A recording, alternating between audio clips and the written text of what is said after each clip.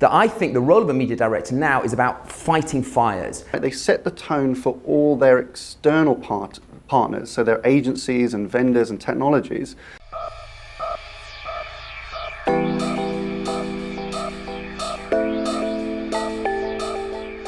Okay, so last week we talked about a growth agenda for marketing in 2019, which we think is really important. We thought this week what we'll do as a follow-on to that is talk specifically about how the media director's role is going to, or needs to evolve in order for media to be part of that growth agenda for marketing in 2019. Yeah. So let's just think about, so what's going on with the media director's role right now? So the role of the media director is something that I feel hugely passionate about, having fulfilled and played that role for a number of years with a number of companies. But over the last 10 years, that role itself has evolved and changed immeasurably. The first thing, on a positive note, media has never been higher on the corporate agenda than it is now. So the role of that stakeholder internally is incredibly more powerful than perhaps it was 10 years ago. On the downside, I think that the function is less strategic. I think it's more reactive, more tactical. There is so much noise going on around media, whether it's brand safety, transparency issues, viewability issues, the murky supply chain, that I think the role of a media director now is about fighting fires. And rather than being strategic and having their hands on the levers of that massive growth engine, which is media investment. And so I think that that's a downside of the role that we see media directors play at the moment.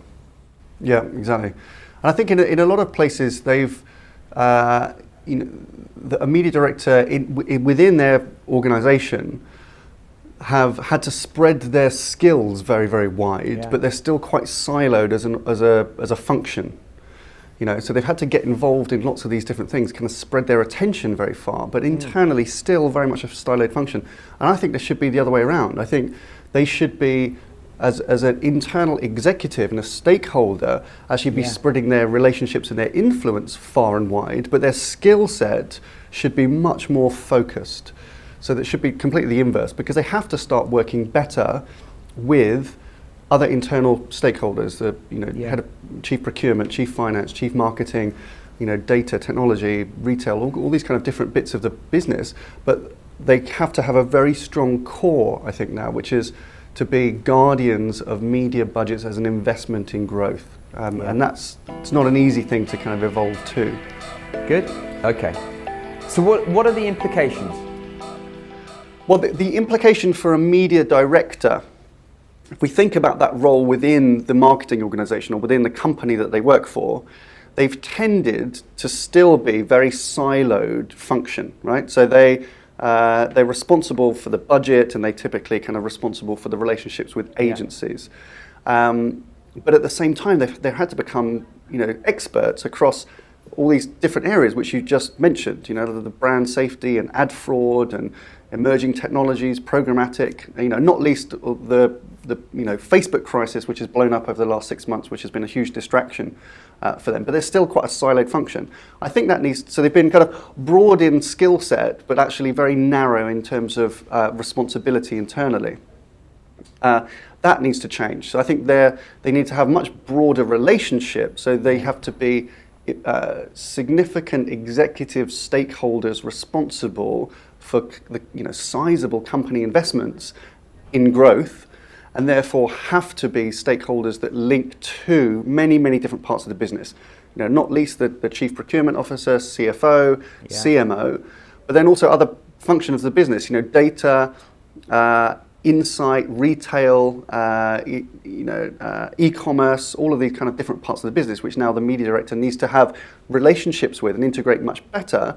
But their core responsibilities need to be much narrow. So their skills really got to be focused on, being the executive stakeholder that helps contribute to a growth agenda. That's it, and not get distracted by all these other kind of different things, but be single-minded as an executive responsible for growth.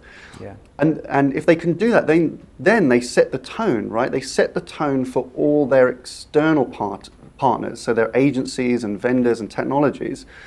and they shift that narrative and responsibility away from cost into investment, because your agency partners and all your publishers and vendors and all your external partners are just going to kind of copy what you do, right? They're trying to reflect your individual role. So the more single-minded that you can be, that you're responsible for growth, then you're encouraging everyone else in the supply chain to take on some of that responsibility too.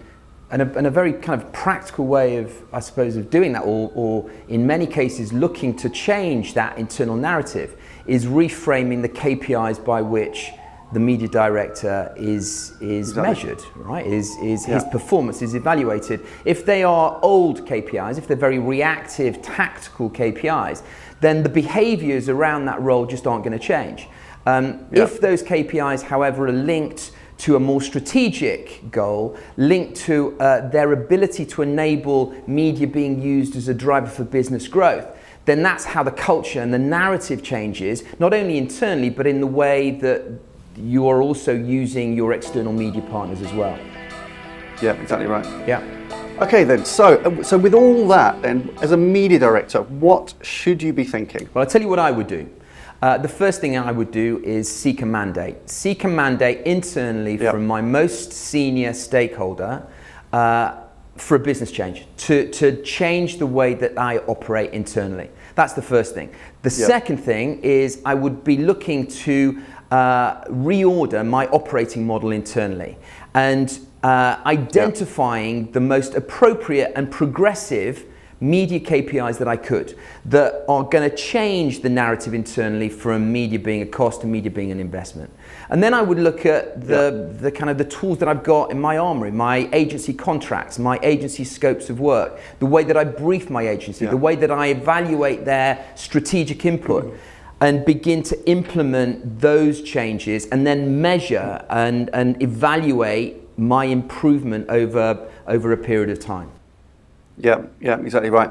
So I think the temptation for a lot of media directors, some that we speak to, is they rush to that third point that you just made, which is, right, fine, I have a growth agenda. What should I tell my agency?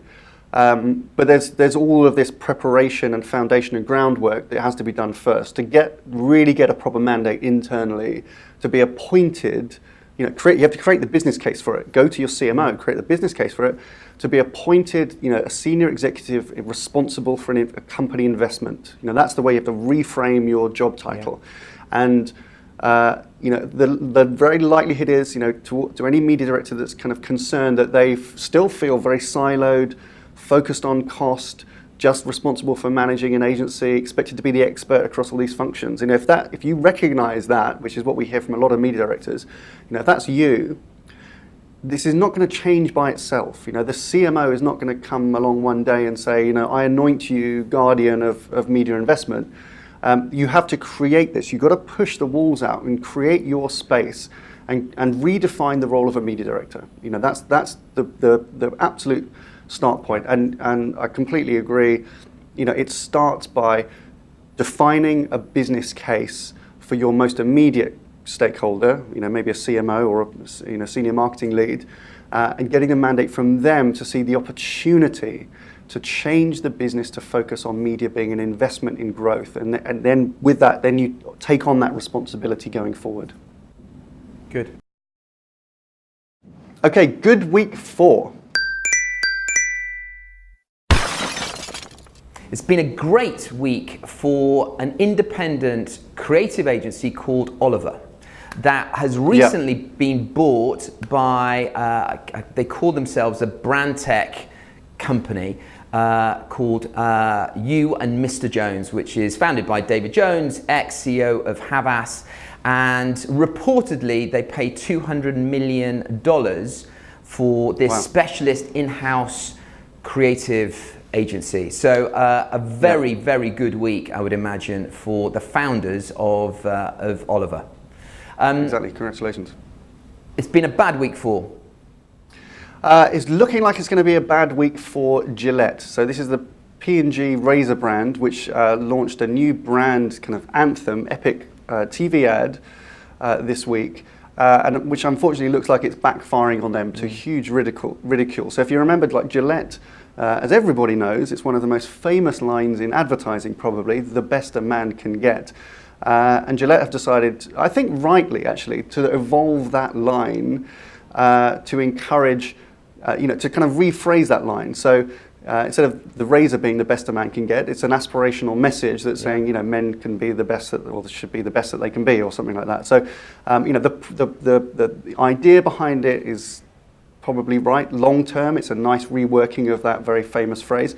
But the execution, Gillette seem to have followed P&G's template for trying to make kind of tear-jerking ads. Some of those work very well, as we've seen with Like a Girl and things like that. But this one, not so much. And there seems to be, certainly in the very narrow world of social media, an incredible backlash and pushback against this new ad. Okay, question of the week. Can a media director push for a growth agenda? Yes, no, whatever. Excellent, good. We hope it's a good initiative to encourage media directors to take hold of a growth agenda this year. We're very excited to support that. But that's your media snack for this week. Thank you very much for watching. Bye for now. See you next time.